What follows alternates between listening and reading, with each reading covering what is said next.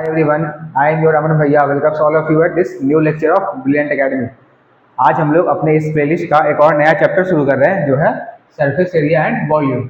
ये चैप्टर तुम लोग को बहुत ही इंटरेस्टिंग लगेगा। क्यों?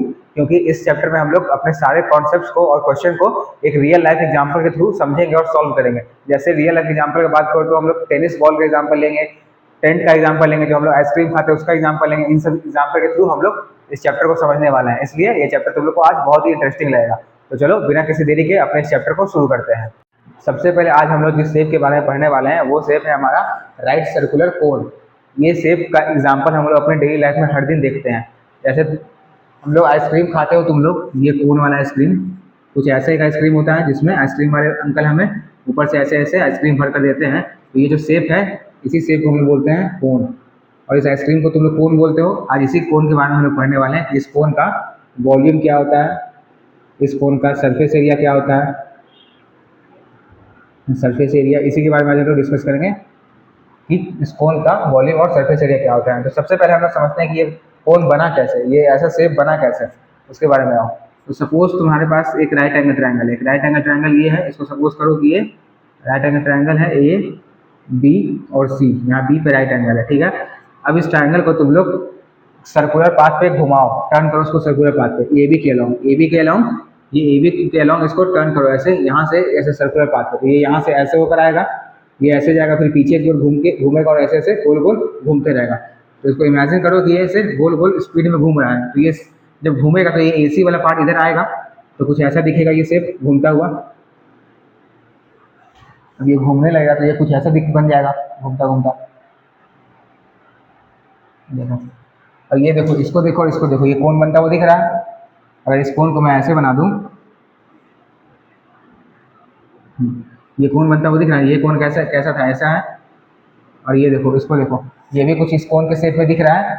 इसी कोन का नाम है राइट सर्कुलर कोन। इसी को हम लोग कहते हैं इस शेप को, ये जो शेप बना, अगर ये राइट एंगल ट्रायंगल गोल गोल घुमाए हम लोग, इस ए बी यहाँ पे क्या है, परपेंडिकुलर है ये बी। इस परपेंडिकुलर के अलोंग इस राइट एंगल ट्रायंगल को ऐसे गोल गोल घुमाए तो ये एक जो शेप बना, इसी शेप का नाम है right circular cone. Right circular cone, समझे? अब यहाँ देखो, ये हो गया राइट सर्कुलर कोन।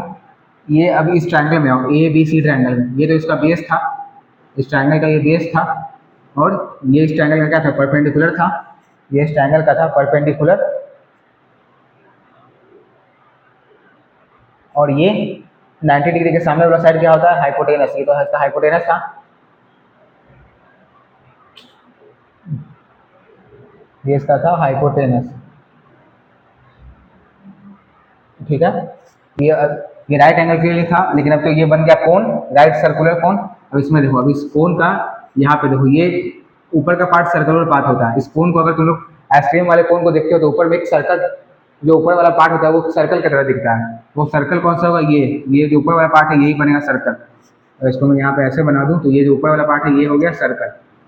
ये ऊपर वाला पार्ट कोन का सर्कल होता है, इसका रेडियस क्या होगा, ये इसका सेंटर है, इसका रेडियस ये होगा। अब इसका सर्कल सेंटर वो है, जिसका रेडियस ये होगा।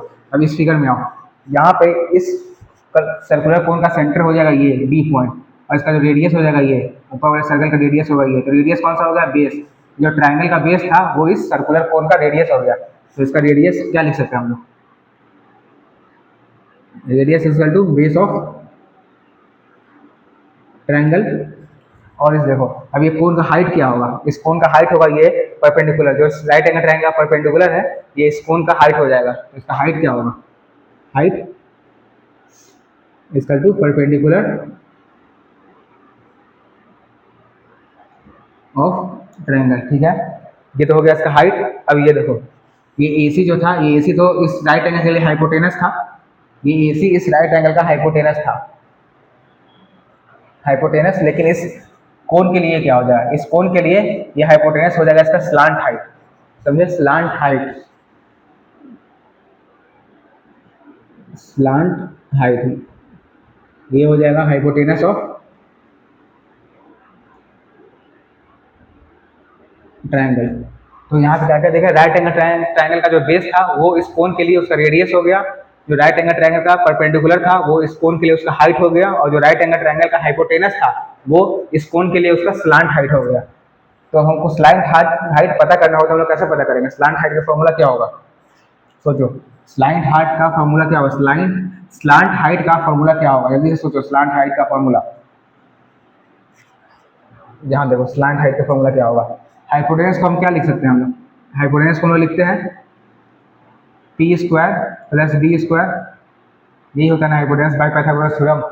तो हाइपोटेनस इस कोण के लिए क्या था? स्लांट हाइट हो गया था, और स्लांट हाइट को एल से डिनोट करते हैं, स्मॉल एल से, ठीक है। तो एल इक्वल टू क्या हो जाएगा?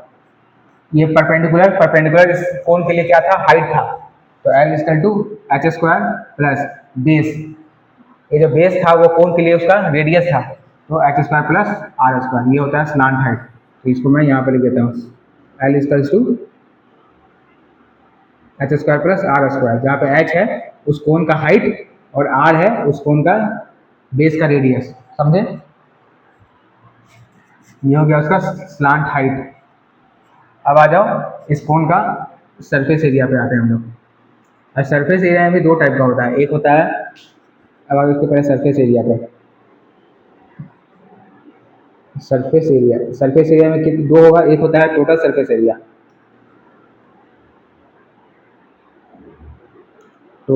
एरिया, और एक होता है curved surface area. Curved surface area. अब सरफेस एरिया कहने का मतलब क्या होगा कि ये जो कोन बना, ये राइट सर्कुलर कोन, इस कोन का जो सरफेस है, एक ये वाला सरफेस, ये और एक ये सर्कुलर पार्ट, ये तीनों को मिलाएंगे तो हम लोग हो जाएगा ये टोटल सरफेस एरिया। और अगर इस सर्कुलर पार्ट को हम लोग हटा दें, सर्कुलर पार्ट को इंक्लूड ना करें पार्ट को, तो सिर्फ ये वाला पार्ट, सिर्फ ये जो भी बन रहा है ये वाला पार्ट, इसका ये एरिया हो जाएगा हमारा कर्व्ड सरफेस एरिया, समझे? ये टोटल सरफेस एरिया क्या हो जाएगा? इसमें ये वाला पार्ट भी और ये सर्कुलर पार्ट दोनों इंक्लूड हो जाएगा। अगर दोनों इंक्लूड होगा तो ये हो जाएगा हमारा टोटल सरफेस एरिया, जो होता है पाई आर एल प्लस आर, ठीक है। ये होगा पाई आर एल प्लस आर, जो पाई आर एल प्लस आर, समझे? ये हो गया टोटल सरफेस एरिया, ये पाई पाई, ठीक। अब आ जाओ कर्व सरफेस एरिया पे। कर्व सरफेस एरिया मतलब इस सर्कुलर पार्ट को हम लोग इग्नोर कर दिए, इसको इंक्लूड नहीं करेंगे, तो क्या बचेगा? सिर्फ ये वाला पार्ट बचेगा, ये पार्ट। तो इस पार्ट के एरिया को हम लोग कहते हैं कर्व सरफेस एरिया। क्या? कर्व सरफेस एरिया, जो होता है पाई आर एल, समझे? तो आगे क्या है, इस कोन का वॉल्यूम क्या होगा? वॉल्यूम मतलब इस कोन के अंदर कितना खाली जगह है। वॉल्यूम का सीधा मतलब होता है कि किसी भी ऑब्जेक्ट के अंदर कितना खाली जगह है, उसी को हम लोग कहते हैं वॉल्यूम। तो वॉल्यूम ऑफ कोन क्या होगा? मतलब इस कोन के अंदर कितना खाली जगह है, उसको हम लोग कहेंगे इसका वॉल्यूम। और जितना खाली जगह होगा उतना ही उसमें अंदर समान जाएगा। तो इस कोन का वॉल्यूम क्या होता है वो देखो, आ जाओ। Volume of cone, volume of right circular cone, यहाँ मैंने कोन लिखा है तो समझ जाना कि ये राइट सर्कुलर कोन है, क्योंकि हेडिंग मैंने यहाँ पे राइट सर्कुलर कोन दे दिया है, इसलिए मैंने यहाँ पे सिर्फ कोन लिखा। तो इसका वॉल्यूम होता है 1/3 पाई आर स्क्वायर एच, ये होता है वॉल्यूम। अब आ जाओ यहाँ पे देखो, ये हो गया वॉल्यूम, जहाँ पे वेयर जहाँ आर इक्वल टू होता है रेडियस हो जाएगा, एच इक्वल टू हाइट होगा, और l equal to slant height होगा, स्लांट हाइट। ये तीनों फॉर्मूला लिखे, जहाँ पे आर है वहाँ पे रेडियस, जहाँ पे एच है वहाँ पे हाइट, और जहाँ पे एल है वहाँ पे स्लांट है। समझ गया? राइट सर्कुलर कोन क्या होता है? एक बार फिर से हम लोग देखते हैं, राइट सर्कुलर कोन क्या था? एक ट्राइंगल था, राइट एंगल ट्राइंगल, इसको हम लोग इसके परपेंडिकुलर के अकॉर्डिंग ऐसे गोल गोल न जाए तो हमें एक नया शेप बनता दिख रहा है, इसी शेप का नाम था हमारा राइट सर्कुलर कोन, ठीक है। अब इस राइट सर्कुलर कोन में जो ये ट्रायंगल का बेस था वो इसका कोन का रेडियस बन गया, जो इस ट्रायंगल का परपेंडिकुलर था वो इस कोन का हाइट बन गया, और जो इस ट्रायंगल का हाइपोटेनस था वो इसका स्लांट हाइट बन गया, ठीक है। तो स्लांट हाइट का फॉर्मूला क्या निकला? L equal to h square plus r square. Hypotenuse का फॉर्मूला क्या होता है? H equal to root over p square plus b square. तो यहाँ से एच क्या था? स्लांट हाइट था, इसको एल से डिनोट करते हैं, तो ये हो गया पी परपेंडिकुलर मतलब height H square plus base मतलब आर, तो ये हो गया रेडियस का स्क्वायर। तो यहाँ से स्लांट हाइट का फॉर्मूला मिला l equal to h square plus r square. इसको तुम लोग ऐसे भी लिख सकते हो, l equal to root over r square plus h square. NCERT में ये लिखा हुआ r square plus h square. ऐसे लिखो दोनों बात सेम है। फिर उसके बाद हम लोग आए सरफेस एरिया पर। सरफेस एरिया में दो टाइप का था, एक था टोटल सरफेस एरिया, दूसरा था curve surface area. Total surface area हम लोग किसको कहते हैं, जब ये जो कोन है इसका ये वाला पार्ट भी, जो ये भी बन रहा है वो ये पार्ट, और ये सर्कल पार्ट है, ये दोनों को इंक्लूड करके, और इसका भी एरिया और इसका भी एरिया, दोनों पूरे का एरिया निकालेंगे तो हम लोग कहेंगे इसको कि ये है टोटल सरफेस एरिया, जिसका फॉर्मूला होता है पाई आर एल प्लस आर। फिर आया curve surface area. Curve surface area मतलब इस सर्कल को हम लोग हटा देंगे आगे, सिर्फ इस पार्ट के एरिया, इस पार्ट के एरिया को सिर्फ कहेंगे हम लोग curve surface area. Total surface area में ये दोनों पार्ट और कर्व सरफेस एरिया में सिर्फ इसका एरिया, और इसका फॉर्मूला क्या होता है पाई आर एल। ठीक है। फिर आता है वॉल्यूम। तो वॉल्यूम क्या होता है, किसी भी शेप के अंदर, किसी भी ऑब्जेक्ट के अंदर कितना उसमें खाली जगह है उसको हम लोग कहते हैं उसका वॉल्यूम। ठीक है। तो इस कोन के अंदर कितना खाली जगह होता है वो होगा उसका कोन का वॉल्यूम, जिसका फॉर्मूला है 1/3 पाई आर स्क्वायर एच। ठीक है। और जहाँ पे आर का मतलब है रेडियस, इस तीनों फॉर्मूला में जहाँ पे आर दिखेगा उसका मतलब रेडियस, जहाँ पे एच दिखेगा उसका मतलब हाइट, और जहाँ पे एल दिखेगा उसका मतलब स्लांट हाइट। ठीक है। चलो अब हम लोग कोन से रिलेटेड कुछ क्वेश्चंस प्रैक्टिस करते हैं, फिर आगे हम लोग स्फीयर के बारे में समझेंगे कि स्फीयर का सरफेस एरिया क्या होता है और वॉल्यूम क्या होता है। ओके। अब आ जाओ अपने पहले क्वेश्चन पे। जो क्वेश्चन है, diameter of a cone is 10.5 centimetre and its slant height is 10 centimetre, then find its area. मतलब कि एक हमारे पास कोन है, एक हमारे पास कोन है, ये हमारा कोन हो गया, इसका डायमीटर दिया हुआ है, जो ऊपर वाला सर्कल है इसका रेडियस नहीं इसका, बल्कि यहाँ डायमीटर दिया है। तो ये डायमीटर दिया हुआ है कितना है 10.5 सेंटीमीटर, 10.5 सेंटीमीटर डायमीटर है, और इसका स्लांट हाइट है 10 सेंटीमीटर। स्लांट हाइट ये वाला, तो ये दिया है हमें 10 सेंटीमीटर।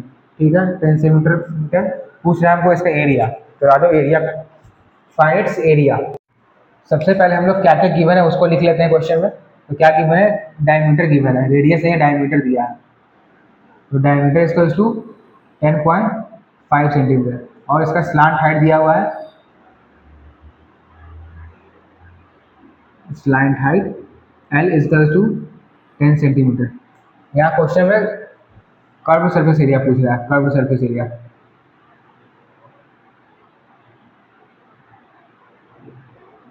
ठीक है। इसका कर्व सरफेस एरिया बताना है, तो सीधा फॉर्मूला लगाओ। कर्व सरफेस एरिया फॉर्मूला क्या होता है, c s equal to, c s मतलब कर्व सरफेस एरिया, ये होता है पाई आर एल। तो पाई कितना हो गया, पाई मतलब 22/7 आर।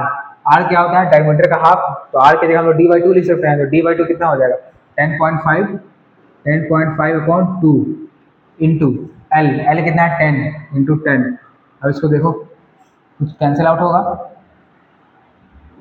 11। ठीक है। और क्या कैंसिल आउट होगा, ये 7 बन गया 7, यहाँ 0.75 का 35।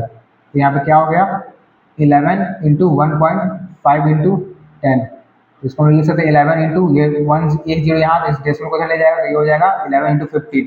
तो 11 और 15 को मल्टीप्लाई करो कितना हो जाएगा 15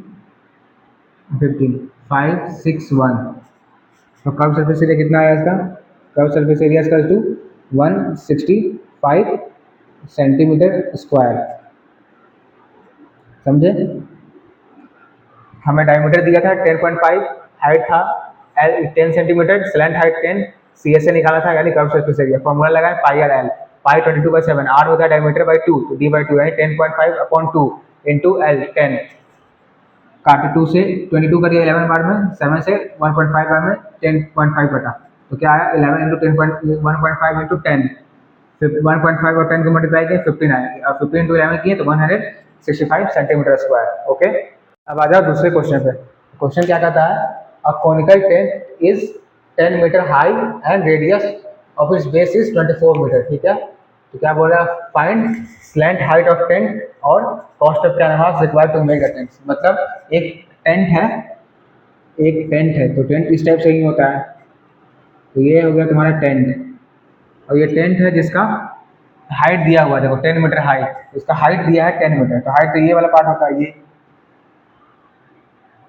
तो ये दिया है 10 मीटर। ठीक है। और क्या दिया है, रेडियस ऑफ इट्स बेस, ये जो बेस है ये नीचे का जो सर्कल होता है उसका रेडियस दिया है 24 मीटर, तो ये सेंटर होगा, तो ये दिया है 24 मीटर। ठीक। इसका हाइट दे दिया है और बेस रेडियस दे दिया 24 मीटर। पूछ क्या रहा है, स्लांट हाइट पूछ रहा है। सबसे पहले स्लांट हाइट मतलब ये वाला, ये लेंथ पूछ रहा है हमें, ये जो एल होता है स्लांट हाइट ये पूछ रहा है। तो कैसे निकलेगा, इसका तो फॉर्मूला होता था l equal to root over r square plus x square. तो पहले जो गिवन है वो लिख लो। इसका हाइट दिया है, हाइट यानी एच दिया हुआ है कितना 10 मीटर, और क्या दिया हुआ है इसमें, और इसका रेडियस दिया हुआ है, रेडियस यानी आर दिया हुआ है इसका 24 मीटर। पूछ कर रहा है एल, स्लांट हाइट पूछ रहा है, तो slant height l is to root over r square plus h square, तो ये कितना हो जाएगा, equals to under root r square, r कितना 24 स्क्वायर प्लस एच कितना 10, तो 10 का स्क्वायर कितना हो जाएगा, ये l equals to under root of 24 का स्क्वायर होता है 576 और प्लस 10 का स्क्वायर होता है 100, तो ये कितना हो गया अंडर रूट 676। 676 किसका स्क्वायर रूट होता है, ये होगा 26 का, तो एल स्क्वायर तो हो जाएगा 26 मीटर। हमको अपना एल मिल गया, पहला सॉल्व हो गया, स्लांट हाइट आ गया 26 मीटर, ठीक है, तो ये मिल गया हमें 26। अब क्या बोल रहा है, कॉस्ट ऑफ कैनवास, कैनवास मतलब एक क्लॉथ होता है जिसे टेंट बनता है, cost of canvas required to make the tent if the cost of 1 metre square canvas is ₹70, मतलब इस टेंट को बनाने में जो कपड़ा लगेगा, जो कैनवास लगेगा, उसका हमको कॉस्ट बताना है, और 1 मीटर स्क्वायर का कॉस्ट है ₹70, तो पूरा जितना कपड़ा लगेगा उसका कॉस्ट कितना आएगा, तो यहाँ से लो कपड़ा लगे, कपड़ा बनाने में लगेगा, इसमें हमको इसका एरिया निकालना पड़ेगा, लेकिन कौन सा एरिया, कर्व सरफेस एरिया या टोटल सरफेस एरिया, इसके बारे में समझते हैं। ये टेंट है तो कपड़ा कहाँ पे लगेगा, इस पार्ट पे कपड़ा लगेगा, इधर कपड़ा लगेगा, ये जो इसका बेस है, ये बेस, इस पे तो कपड़ा नहीं लगेगा क्योंकि ये तो जमीन से जुड़ा हुआ है बेस, तो इस बेस जैसे ये मेरा हाथ है, इस पे यहाँ पे तो कपड़ा नहीं लगेगा, जो टेंट बनेगा इसके ऊपर बनेगा, तो इसका सिर्फ चारों तरफ का एरिया निकालना पड़ेगा, मतलब बेस को इसका एरिया नहीं निकालना है, बेस को इंक्लूड नहीं करना है, तो बेस इंक्लूड नहीं हुआ, सिर्फ ये इसका बाउंड्री इंक्लूड हुआ, तो इसको क्या बोलेंगे लोग, कर्व सरफेस एरिया, इसका मतलब निकालना है, तो बाद में इसका कर्व सरफेस एरिया निकालते हैं। तो CSS का क्या होगा, कर्व सरफेस एरिया यहाँ पे देखते हैं, कर्व सरफेस एरिया कौन का क्या होता है, जल्दी बताओ, कर्व सरफेस एरिया मतलब पाई आर एल, ये हो गया curve surface area pi r l. Pi हमें पता है क्या होता है, पाई है 22/7, पाई का मतलब 22/7, आर क्या है, रेडियस कितना दिया हुआ है, रेडियस 24 मीटर दिया हुआ है, तो 24, और एल हमें कितना लाए 26, एल 26।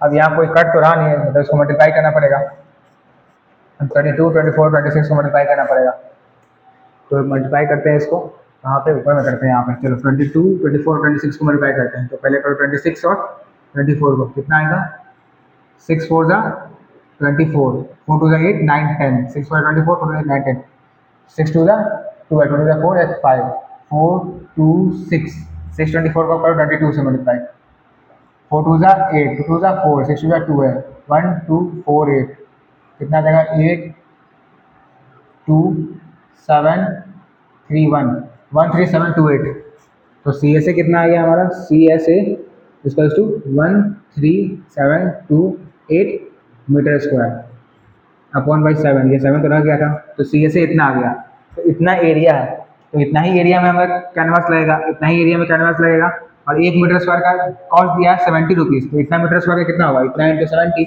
तो आ जाओ, अब आ जाते हैं कॉस्ट निकालते हैं, कॉस्ट ऑफ कैनवास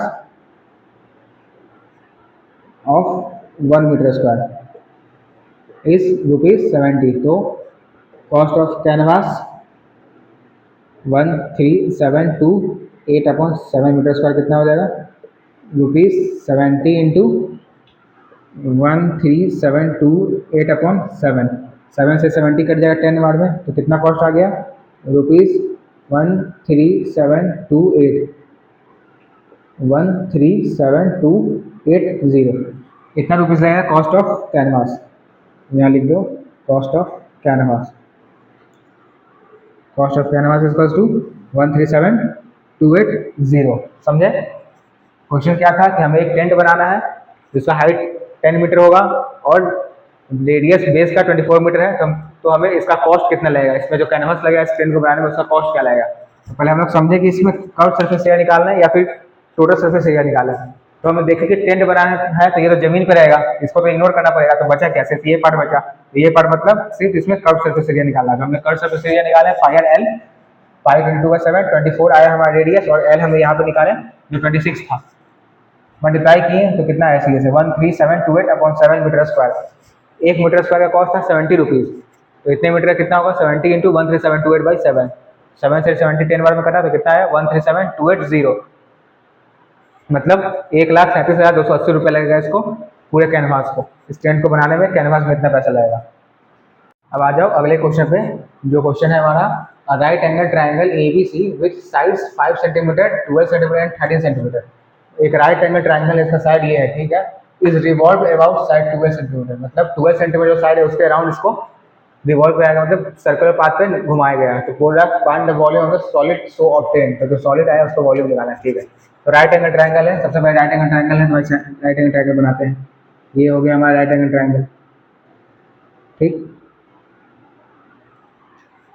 ये हो गया एक राइट एंगल ट्राइंगल।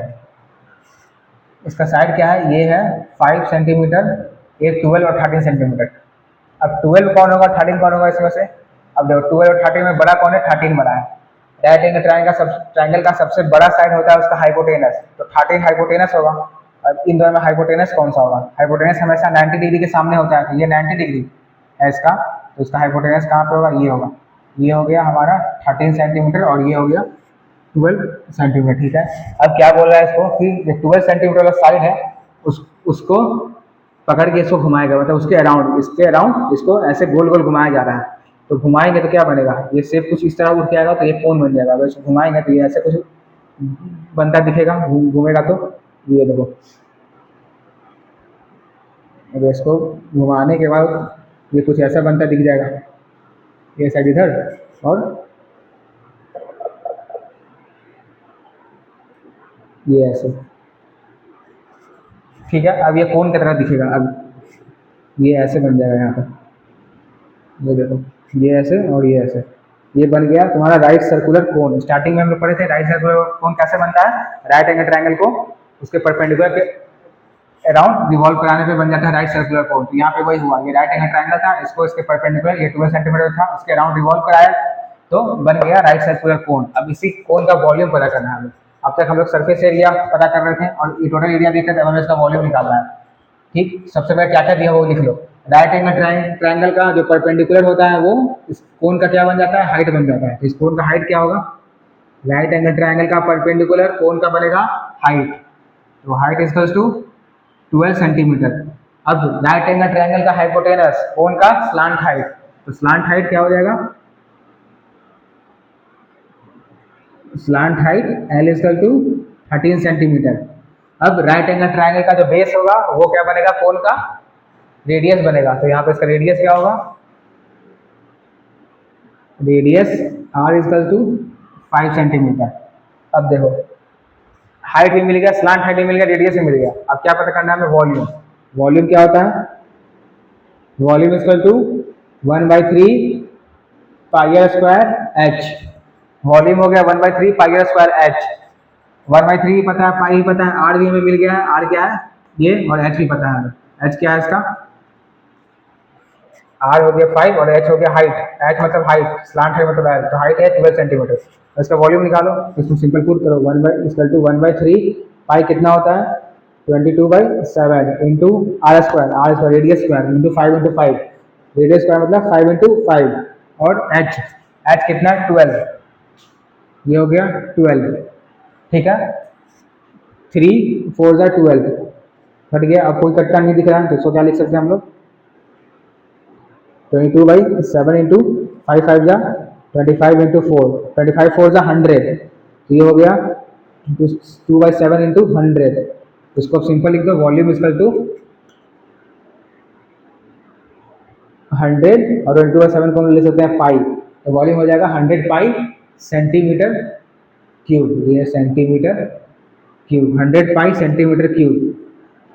इसको जो 22/7 इसको कैलकुलेट करने का कोई जरूरत नहीं है, ये भी लिखोगे तुम्हारा आंसर सही है, इससे तुमको फुल नंबर मिलेगा। इसको कैलकुलेट करेंगे तो ये बेकार में बहुत लंबा जाएगा और लेंदी बनेगा, इससे अच्छा है कि इसको 100 पाई लिखो और वॉल्यूम चलो 100 पाई सेंटीमीटर क्यूब करो, ये भी सही है। इसको कैलकुलेट करोगे तब पर भी सही है, बस ये टाइम वेस्टिंग होगा, एग्जाम में दिक्कत होगा, टाइम वेस्ट होगा तुम्हारा, इससे अच्छा 100 पाई लिख के आगे बढ़ जाओ। तो एक बार फिर से हम लोग देखते हैं क्वेश्चन क्या था। क्वेश्चन क्या था कि हमारे पास राइट एंगल ट्राइंगल था जिसका बेस था 5 सेंटीमीटर, एक साइड था 12 और एक साइड था 13, ठीक। इसको इस 12 सेंटीमीटर वाले साइड के अराउंड रिवॉल्व कराया गया सर्कुलर पाथ में, जैसे रिवॉल्व कराए तो एक सॉलिड बना, उस सॉलिड का हमको वॉल्यूम पता करना था। तो राइट एंगल ट्राइंगल को हम रिवॉल्व करेंगे उसके परपेंडिकुलर के अकॉर्डिंग, तो क्या बनेगा, राइट सर्कुलर कोन बनेगा।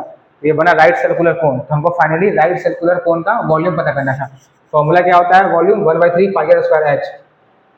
आर स्क्वायर रेडियस क्या होगा, इस राइट एंगल ट्रायंगल का जो बेस था वो राइट सर्कुलर कोन का रेडियस बनता है, तो रेडियस 5 हो गया। और हाइट इसका परपेंडिकुलर कोन का हाइट होगा, परपेंडिकुलर 12 था, हाइट 12 हो गया। तो फॉर्मूला पुट किए 1/3 20/7 × 5 × 5 × 12, 3 से 12 कटा 4 बार में, तो ये हो गया 5 5 25 × 4, 25 4 100, 20/7 को पाई कर दिया, तो वॉल्यूम बन गया 105 सेंटीमीटर क्यूब। ओके, जब अगला क्वेश्चन पे जो है a conical pit of top of diameter 3.5 metre is 12 metre deep, what is this capacity in kilolitres. Pit मतलब होता है गड्ढा, एक गड्ढा खोदा गया है जमीन पे कोनिकल शेप का, मतलब कोन के जैसा, जिसका डायमीटर है 3.5 मीटर। तो गड्ढा खोदा गया तो कुछ इस टाइप से गड्ढा होगा, ये देखो कुछ इस टाइप से, जिसका ये जो ऊपर वाला जो सर्कल है, ये जो सर्कल बना ऊपर में, इसका जो डायमीटर दिया हुआ है 3.5 मीटर। ये जो डायमीटर है ये है 3.5 मीटर, और इसका हाइट कितना, मतलब गहराई कितना है इस गड्ढे का, 12 मीटर है। तो इसका गहराई जो है ये दे दिया है तुम्हें 12 मीटर। अब पूछ रहा है कि इसका कैपेसिटी क्या होगा, लेकिन किलोलीटर पूछ रहा है। अभी किलोलीटर को छोड़ो, इसका कैपेसिटी पे ध्यान देते हैं। कैपेसिटी मतलब इसका वॉल्यूम, कैपेसिटी मतलब इसका वॉल्यूम पूछ रहा है। इसका वॉल्यूम पहले निकालते हैं हम लोग। तो गिवन में क्या क्या है, डायमीटर दिया हुआ है, तो पहले लिख देते हैं डायमीटर इसका 3.5 मीटर डायमीटर। और क्या दिया हुआ है, इसका हाइट दिया है, हाइट इसका कितना है 12 मीटर। पूछ रहा है इसका वॉल्यूम, तो आ जाओ सीधा वॉल्यूम पे, वॉल्यूम बोलो या कैपेसिटी बोलो, दोनों एक ही है। वॉल्यूम इसका क्या होगा 1/3 पाई आर स्क्वायर एच, ठीक है। अब आ जाओ 1/3 पाई मतलब 22/7 आर स्क्वायर। आर क्या होता है, डायमीटर का हाफ, तो डायमीटर कितना है 3.5, तो आर हो जाएगा 3.5/2, और आर स्क्वायर है तो फिर से एक बार 3.5/2, ये हो गया आर स्क्वायर। और एच कितना है, एच है 12 मीटर, एच हो गया 12 मीटर। अब काट छाट करते हैं हम लोग, ठीक। 3 4 × 12, 2 2 × 4, 2 1 × 2, खत्म। अब देखो 7 से 35 कटेगा 3.5, 0.5 बार में 0.5 × 7 करेंगे तो 3.5 आ जाएगा। अब क्या क्या बचा हमें यहाँ 22, और क्या बचा 0.5 × 3.5, ये हो गया। अब इसको कैलकुलेट करो, 22 और 0.5 को मल्टीप्लाई करेंगे तो आएगा 110, 11.0 इंटू 3.5, ये होगा 11.0, ये होगा 3.5।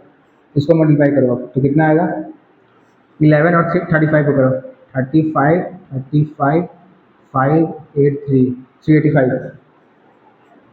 तो यहाँ इसको 11.0 को 11 भी लिख सकते हैं हम लोग, इसको यहाँ पे लिख दो 11 इंटू 3.5, इसको करेंगे तो कितना आएगा 38.5 मीटर।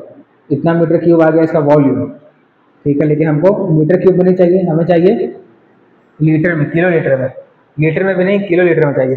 तो यहाँ पे देखो 1 मीटर क्यूब इक्वल टू होता है 1000 लीटर, ठीक है।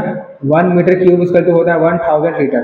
तो इतना मीटर क्यूब में कितना होगा, 1 मीटर क्यूब में 1000, तो 38.5 में कितना होगा, तो 38.5 मीटर क्यूब में कितना होगा, 1000 गुने 38.5, और 1000 को हमें बोलते हैं किलो। जहाँ पे 1000 दिखा मतलब 10⁻3, 1000 बोलो ऐसे लिख सकते हैं 10⁻3, इसका मतलब होता है किलो, ठीक।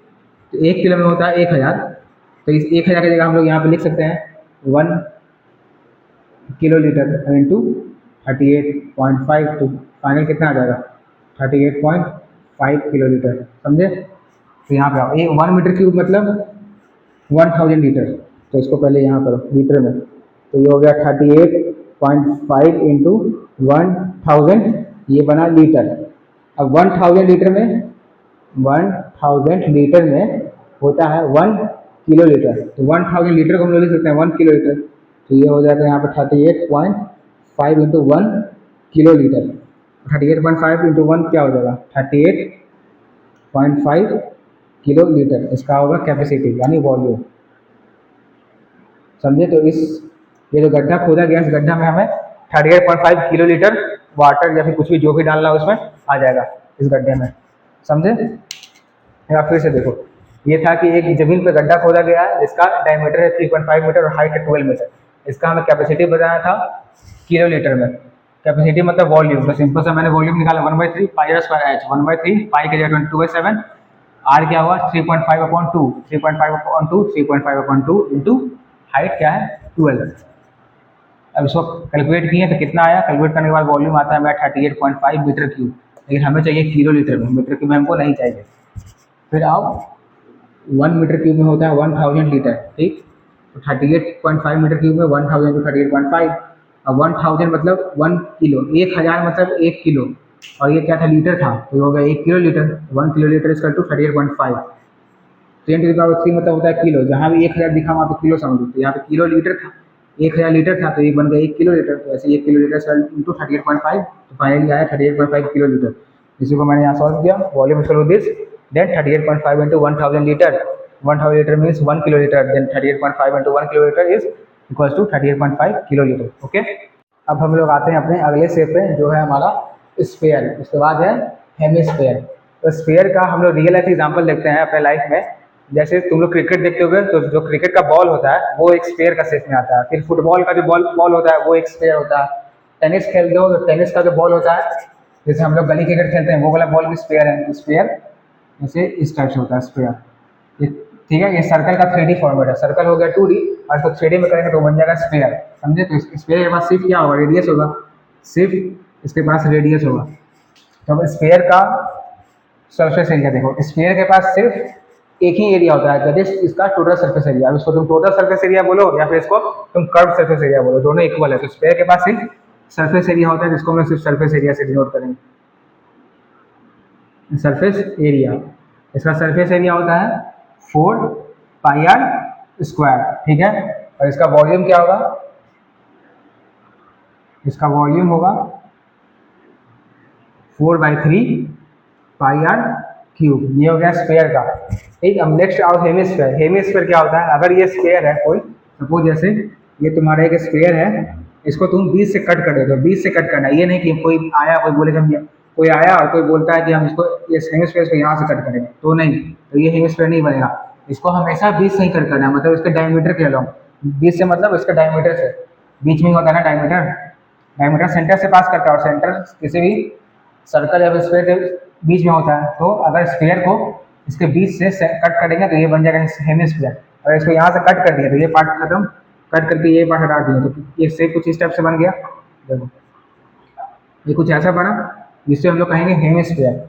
इस टाइप का बनेगा कटने के बाद, तो ये बना हमारा हेमिस्फीयर, ठीक। तो इसका होगा हमारा टोटल सरफेस एरिया भी होगा और कर्व सरफेस एरिया भी होगा। ऐसा कर्व सरफेस एरिया कहने का मतलब इस पार्ट का एरिया, सिर्फ ये वाला एरिया, इसका एरिया, इसका ये ऊपर वाले पार्ट का एरिया मतलब हो गया कर्व सरफेस एरिया। और टोटल सरफेस एरिया में इस वाले का भी एरिया इंक्लूड हो जाएगा और इस वाले का भी एरिया, नीचे वाले का भी एरिया इंक्लूड होगा। ये नीचे से क्या होता है, सर्कल होता है, नीचे से सर्कल और ये ऊपर से स्फीयर।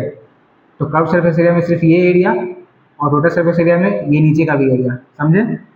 आज अब इसका देखते हैं हम लोग कर्व सरफेस एरिया क्या होता है। पहले हम लोग देखेंगे कर्व सरफेस एरिया, इसका शॉर्ट फॉर्म है CSA, कर्व सरफेस एरिया का शॉर्ट फॉर्म हो गया CSA। इसका CSA होता है मतलब curve surface area 2 pi r square, ठीक है। अब इसका टोटल सरफेस एरिया क्या होगा, ये तो ऊपर वाला था कर्व सरफेस एरिया, टोटल क्या होगा इसका, टोटल मतलब ये ऊपर वाला भी और ये नीचे वाला भी। तो ऊपर वाला तो 2 पाई आर स्क्वायर था ही, नीचे वाला का क्या होगा, नीचे सर्कल होता है, तो सर्कल का एरिया होता है पाई आर स्क्वायर, तो ये 2 + 1 ये बन जाएगा इसका 3 पाई आर स्क्वायर, समझे। ऐसे क्या हुआ 2 pi r square plus pi r square, ये हो गया 2 + 1 इज 3 पाई आर स्क्वायर, ये ऊपर वाला एरिया और ये नीचे सर्कल का एरिया। अब आ जाए इसका वॉल्यूम पे, ठीक है। तो इसका वॉल्यूम क्या होता है 2/3 पाई आर क्यूब, समझे। वॉल्यूम हो जाएगा इसका 2/3 पाई आर क्यूब। तो अब फिर से देखते हैं, स्फीयर में सिर्फ होगा एक surface area that is 4 pi r square, sphere का वॉल्यूम होगा 4/3 पाई आर क्यूब। हेमिस्फीयर क्या होता है, अगर किसी स्फीयर को हम लोग उसके डायमीटर के अलॉन्ग कट कर दें तो वो बन जाएगा हेमिस्फीयर, इस टाइप का होता है हेमिस्फीयर, इस टाइप का से। तो हेमिस्फीयर के पास कर्व सरफेस एरिया भी होगा और टोटल सरफेस एरिया भी होगा। कर्व सरफेस एरिया कौन सा, ऊपर वाला इस पार्ट को, इसको हम लोग बोलेंगे कर्व सरफेस एरिया, जो होता है 2 पाई आर स्क्वायर एच। फिर होता है total surface area, total surface area मतलब ये वाला पार्ट भी और नीचे जो सर्कल बना है ये भी पाई, तो 2 पाई r² और नीचे सर्कल का एरिया पाई r², तो 2 pi r² plus 3 pi plus pi r² equal to 3 pi r²। और वॉल्यूम क्या होगा 2/3 पाई r³ समझ गए। अब आ जाओ हम लोग इसका भी कुछ क्वेश्चन प्रैक्टिस करते हैं। आ जाओ आप क्वेश्चन पे। तो क्वेश्चन क्या है हमारा, the radius of a spherical balloon increases from 7 centimetre to 14 centimetre as air is being pumped, then find the ratio of surface area of the balloon in two cases. मतलब एक हमारे पास spherical balloon है, समझो ये spherical balloon है, इसका radius है 7 centimetre, ठीक है, और उसमें हवा भरा जाता है, तो हवा भरने के बाद इसका रेडियस जो है 7 से 14 सेंटीमीटर हो जाता है। तो क्वेश्चन में पूछ रहा है कि जब 7 सेंटीमीटर था उस समय का सरफेस एरिया, और जब ये 14 सेंटीमीटर हुआ उस समय का सरफेस एरिया का रेशियो क्या होगा, ये पूछा है क्वेश्चन में। तो हमको पहले इसका सरफेस एरिया निकालना पड़ेगा, फिर इसका सरफेस एरिया निकालेंगे, फिर इन दोनों का रेशियो बताएंगे। तो आ जाओ पहले क्या क्या गिवन है वो लिख लेते हैं। इसको हम लोग रेडियस 1 मानते हैं छोटा वाले का, और बड़ा वाले को रेडियस 2 मानते हैं।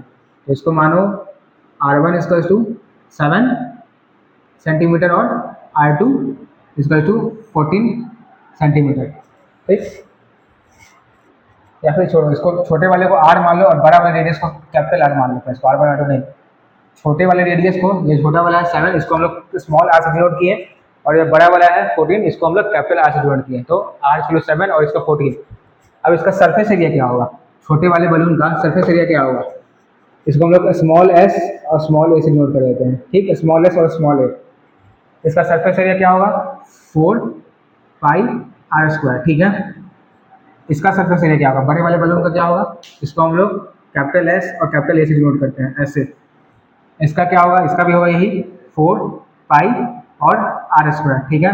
अब इन दोनों का हमको रेशियो पूछ रहा है, स्मॉल और बिग वाले का रेशियो। तो क्या पूछ रहे, रेशियो मतलब SA अपॉन SA, छोटा वाला सरफेस एरिया अपॉन बड़ा वाला सरफेस एरिया इक्वल टू, छोटा वाला क्या है 4 पाई r², 4 पाई r², बड़ा वाला क्या है 4 पाई r² कैपिटल R², ये 4 कैंसिल हो जाएगा, ये पाई कैंसिल हो जाएगा, बचा क्या, बचा यहाँ से r² और नीचे में कैपिटल R², ठीक। तो अब इसको देखो r² क्या है, r कितना है यहाँ पर, छोटा वाला r कितना है 7 सेंटीमीटर, तो यहाँ पे लिखो 7 सेंटीमीटर मतलब 7 और स्क्वायर है ना, तो 2 बार होगा 7, और बड़ा वाला r क्या है, बड़ा वाला r 14 है, तो अपॉन 14 इंटू 14, 7 टू या 14, 7 टू या 14, तो क्या आया यहाँ से आया 1/4।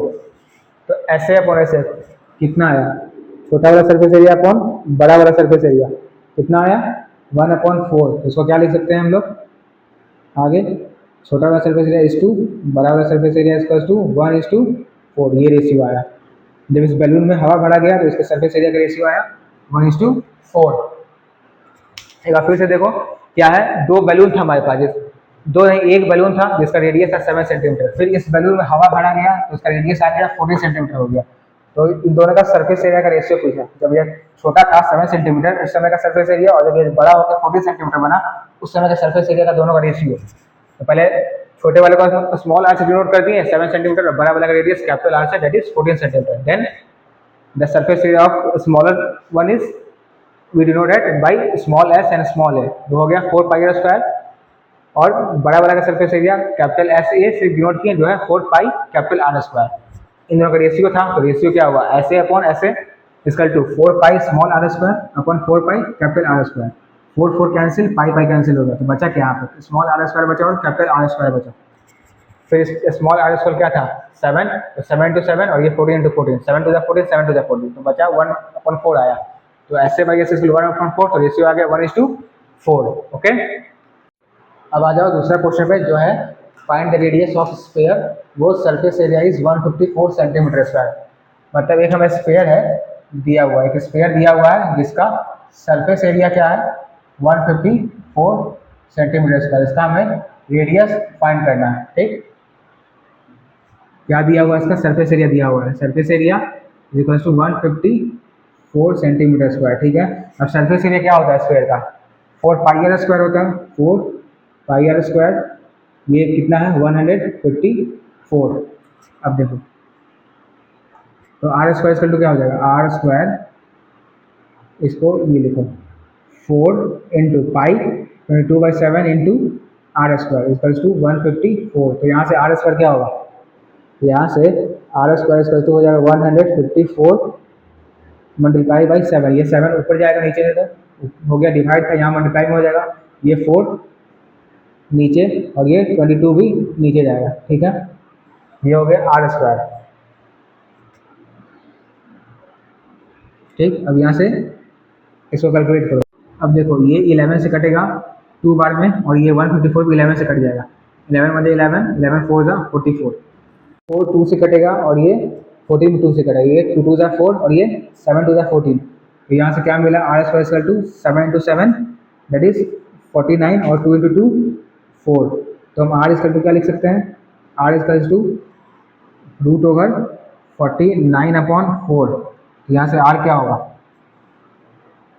आर इक्वल टू 49 रूट 49, ये 7 का है, और ये अंडर रूट 4 होता है 2, तो आर हो गया हमारा 7/2 सेंटीमीटर।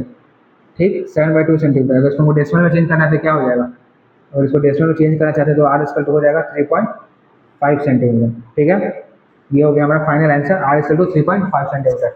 तो देखो क्वेश्चन में क्या गिवन था कि एक हमारे पास स्फीयर था जिसका सरफेस एरिया था 154 सेंटीमीटर स्क्वायर, और हमको उसका आर पता करना है, रेडियस पता करना था हमें। तो हम यहाँ पे लिखे surface area equal to 154 centimetre square, और सरफेस एरिया क्या होता है 4 पाई आर स्क्वायर, तो 4 pi r square equal to 154, 4 pi 22/7, और आर स्क्वायर इक्वल टू 154। फिर आर स्क्वायर इक्वल टू क्या हो जाएगा 154, ये 7 डिवाइड था, इधर जाकर मल्टीप्लाई हुआ, ऊपर 4 और 22 मल्टीप्लाई में था, इधर जाकर डिवाइड हो गया। फिर 154 11 से कटा 14 बार में, ये 22 कटा 2 बार में, फिर ये 4 कटा 2 2 जा 4, और ये 7 2 जा 14, फिर 7 इंटू 7 49, 2 2 जा 4, आर स्क्वायर इक्वल टू 49/4, तो r equal to root over 49/4। फिर यहाँ से आर कितना है 7/2 सेंटीमीटर, फिर 7/2 का अगर डेसिमल में कन्वर्ट किए तो आर है 3.5 सेंटीमीटर। ओके, अब आ जाओ अगला क्वेश्चन पे, जो है a hemispherical ball is made of steel and is 0.25 centimeter thick. The inner radius of the ball is 5 centimeter. Then find the outer CSA of ball.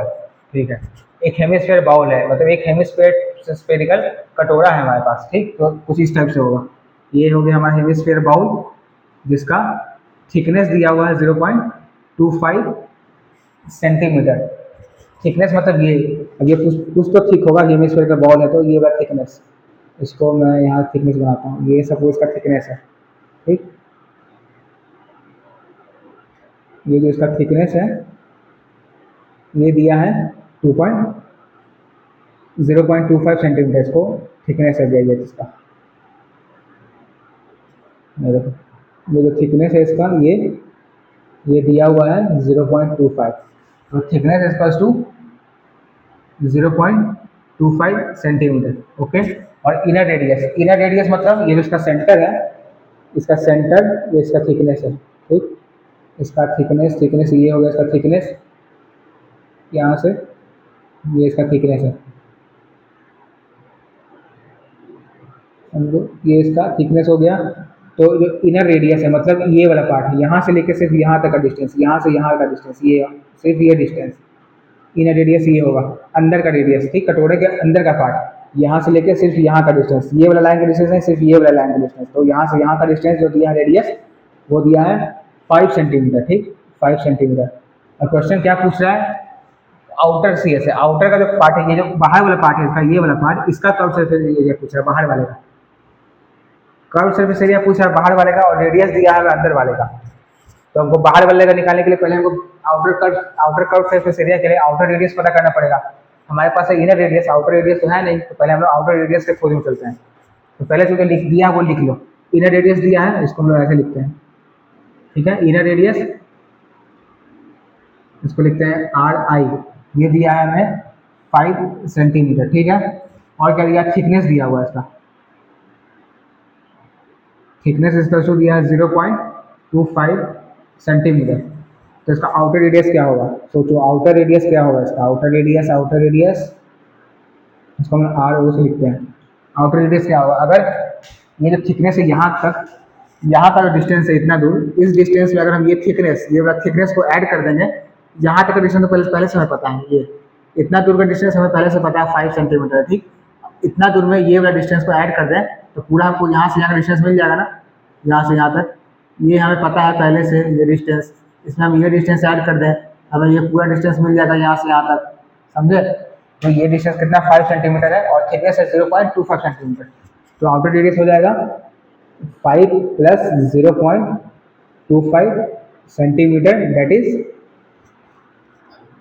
5.25 centimetre. ये हो गया तुम्हारा आउटर रेडियस। अब क्या बताना है, outer curve surface area. Radius मिल गया, अब आ जाओ आउटर कर्व सरफेस एरिया पे। OUTER आउटर, CSA मतलब curve surface area, curve surface area. तो आउटर CSA क्या होगा, 2 pi r square, 2 pi r square, ठीक।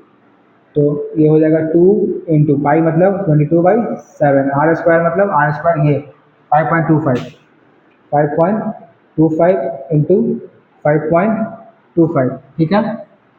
हम इसको कैलकुलेट करो, 5.25 इंटू 5.25 क्या होगा, ये पहले 7 से कटेगा, 7 से 42, 7 7 49, 7 7 49.35, 7 5 35। यहाँ से क्या मिला हमें, यहाँ से होगा 2 इंटू 22 इंटू 7.5 इंटू 5.25। इसको कैलकुलेट करेंगे तो हमें मिलेगा इसका CSA। अब इसको कैलकुलेट करने पे आता है 173.25, ठीक। इसको अगर मल्टीप्लाई करोगे तो आएगा 173.25 सेंटीमीटर स्क्वायर। तो ये हो गया हमारा outer CSA, outer curve surface area of this ball is 173.25 centimetre square. समझ गया। क्वेश्चन क्या था, एक हेमिस्फीयर का बॉल था जिसका इनर रेडियस था 5 सेंटीमीटर, इसका थिकनेस था 0.25 सेंटीमीटर। तो क्वेश्चन में पूछ क्या रहा था, इसका आउटर CSA पूछ रहा था। इसका आउटर CSA मतलब आउटर कर्व सरफेस एरिया। तो हमें इनर रेडियस पता था, लिख लिया इनर रेडियस 5, थिकनेस 0.25 लिखे। अब आउटर रेडियस कैसे मिला, ये इनर रेडियस था, इसमें इस थिकनेस को ऐड किए, इसलिए इनर रेडियस में इस थिकनेस को ऐड कर दिए तो हमको मिल गया इसका आउटर रेडियस। तो आउटर रेडियस मिला 5.25 सेंटीमीटर। अब इस 5.25 सेंटीमीटर को फॉर्मूले में पुट किए, that is 2 pi r square, 2 × 22/7 into 5.25 into 5.25। तो 7 से कटा 7.5 बाद में, तो आया क्या 2 × 22, 2 × 7.5 मल्टीप्लाई विथ 5.25। इसको कैलकुलेट किए तो हमारा आंसर आया 173.25 सेंटीमीटर स्क्वायर। ओके। अब आ जाओ अगला क्वेश्चन पे। क्वेश्चन क्या है हमारा कि find the volume of sphere वो surface area is 154 centimetre square. ये क्वेश्चन अभी हमने किया था, सरफेस एरिया था 154 सेंटीमीटर स्क्वायर, हमें उसका रेडियस पता करना था। अब क्वेश्चन क्या बोल रहा है कि वो सरफेस एरिया 154 है, अब उसका वॉल्यूम बताओ, ठीक। तो एक स्फीयर है, ये था हमारा स्फीयर जिसका सरफेस एरिया दिया है 154 सेंटीमीटर स्क्वायर और पूछ रहा है इसका वॉल्यूम क्या होगा। इसका वॉल्यूम क्या होगा, वॉल्यूम के लिए हमें रेडियस चाहिए, तो पहले रेडियस फाइंड करते हैं, उसके बाद वॉल्यूम फाइंड करें। रेडियस कैसे कैसे फाइंड किए थे हम लोग, सरफेस एरिया दिया था 154 सेंटीमीटर स्क्वायर, तो सरफेस एरिया क्या होता है 4 pi r square is to 154। तो यहाँ से आर स्क्वायर क्या आएगा, r square is to 154 into 7/4 into 22। ये 11 से कटेगा 2 बार में, ये 11 से कटेगा, 11 1 11 और 11 4 44, ठीक। अब ये देखो 7 2 14, 2 2 4, तो ये क्या आ गया, आर इक्वल टू आया यहाँ से, इसको ऐसे लिख सकते हैं, यहाँ पे आर इक्वल टू क्या आ जाएगा 7 इंटू 7/2 इंटू 2 का अंडर रूट। तो यहाँ से आर इक्वल टू आ गया 7/2, आर मिला हमको 7/2 सेंटीमीटर। लेकिन हमें आर नहीं, हमें वॉल्यूम चाहिए इसका। तो वॉल्यूम क्या होता है, स्फीयर का वॉल्यूम क्या होता है 4/3 पाई आर क्यूब। तो इसका लिखो वॉल्यूम, वॉल्यूम इक्वल टू 4/3 पाई/r⁴, 4/3 22/7 into cube 7/2, 7/2 into 7/2 into 7/2, r³ की जगह 7/2 कर सकते हैं। इसको कैलकुलेट करो, इसको अब कैलकुलेट करो, तो ये हो जाएगा 154 मल्टीप्लाई विथ 1/3 इंटू 7/2, ये हो जाएगा। जैसे यहाँ पे तो कैसे इसको मल्टीप्लाई करना है, वॉल्यूम क्या होता है, वॉल्यूम होता है 4/3 पाई/r⁴, सरफेस एरिया क्या होता है 4 पाई/r², सरफेस एरिया 4 पाई/r², वॉल्यूम 4/3 पाई/r⁴। अब इसको कंपेयर कर देखो, ये है 4/3 पाई/r³ और ये है 4 पाई/r²। अगर इस 4 पाई/r² में हम लोग 1/3 r से मल्टीप्लाई कर दें, इसको 4 पाई/r² में 1/3 r से मल्टीप्लाई करें तो क्या आ जाएगा, ये आ जाएगा ना 4/3 पाई आर, आर स्क्वायर और आर कितना हो जाएगा आर क्यूब, ये मिलेगा। तो इसका मतलब सरफेस एरिया में हम लोग 1/3 आर से मल्टीप्लाई कर देंगे तो हमको इसका वॉल्यूम मिल जाएगा। तो वही है, वॉल्यूम है ये। तो इतना तो हमें पता है 4 पाई आर स्क्वायर, इसका वैल्यू हमें पता है। यहाँ पे इसको लिखो 4 पाई आर स्क्वायर कितना 154, तो इसको सीधे लिखो 154। बच क्या गया ये 1/3 आर, 1/3 आर, तो 1/3 आर, 1/3 इंटू आर 7/2। अब इसको कैलकुलेट करो, 2 से ये कटेगा, 2 7 जा 14, 1/4, 2 7 जा 14, 77 इंटू 7/3, 77 इंटू 7/3, ये होगा 77 इंटू 7/3। अब इसको हम लोग कैलकुलेट करते हैं। अब 77 इंटू 7 करो, तो 77 इंटू 7 कितना आएगा, 7 7 जा 49, 7 7 49, 50 51 52 53, 53/3, ये हो गया इसका volume. Volume equal to 5/39/3 centimetre cube, ये आ गया इसका वॉल्यूम। समझे? या फिर देखो, स्फीयर का सरफेस एरिया दिया था 154 सेंटीमीटर स्क्वायर, वॉल्यूम पूछ रहा था। सरफेस एरिया से रेडियस निकालनी है 10/2 सेंटीमीटर, फॉर्मूला में पुट किया 4/3 पाई आर क्यूब, 4/3 22/7 इंटू 7/2 7/2 7/2। ये 154 कैसे आया, याद रखो वॉल्यूम होता है 4/3 पाई आर क्यूब, सरफेस एरिया होता है 4 पाई आर स्क्वायर। ये था इसका वॉल्यूम, ये था इसका surface area 4 pi r square. अब हम क्या किए, 4 पाई आर स्क्वायर में अगर 1/3 को मल्टीप्लाई करेंगे तो क्या मिलेगा, ये मिल जाएगा, ये रिजल्ट मिलेगा 4/3 पाई आर क्यूब मिल जाएगा। जैसे ये देखो 4 इंटू 1/3, 4/3 4 इंटू 1/3, इसको लिख सकते हैं 4/3।